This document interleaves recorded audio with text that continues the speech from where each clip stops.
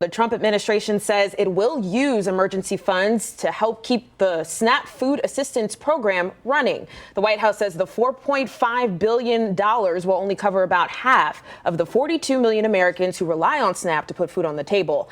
That includes 700,000 people in Wisconsin. And the White House says the payments could take weeks or even months to fulfill. SNAP recipients did not receive new money on Saturday for November. Let's see how this is all playing out at home. Political Director Matt Smith is live in the newsroom tonight. Matt, what do we know about the impact now in Wisconsin? Soraya, at this hour, very little, to be honest. Tonight, the Trump administration still in the process of notifying states about what these reduced benefits will look like. This now on day 34 of the shutdown with no end in sight.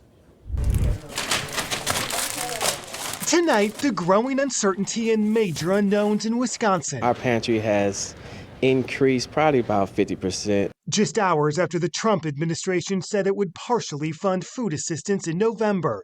Some 700,000 Wisconsinites rely on Food Share, Wisconsin's version of SNAP, all federally funded, more than $114 million a month from the federal government. The Trump administration in a new court filing today saying it'll notify states starting tonight on just how much money is available. Benefits will be reduced, and tonight state health officials have yet to say how much money Wisconsin families can expect and when money will be loaded on their EBT cards. Today's action coming after attorneys general in 24 states, including Wisconsin, sued the Trump administration to force this move. Specifically with regards to hunger, this is not a partisan issue.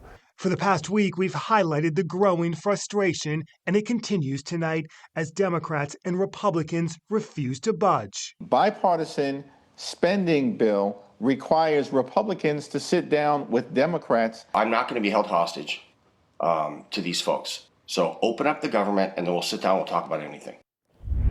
Matt, Governor Evers has also declared a state of emergency. And the governor with that cannot allocate money on his own, say, to the Food Share program. That would require approval from the full legislature. Governor Evers, though, tonight is directing state officials to ensure price gouging is not happening. Political Director Matt Smith live in the newsroom. Thank you, Matt.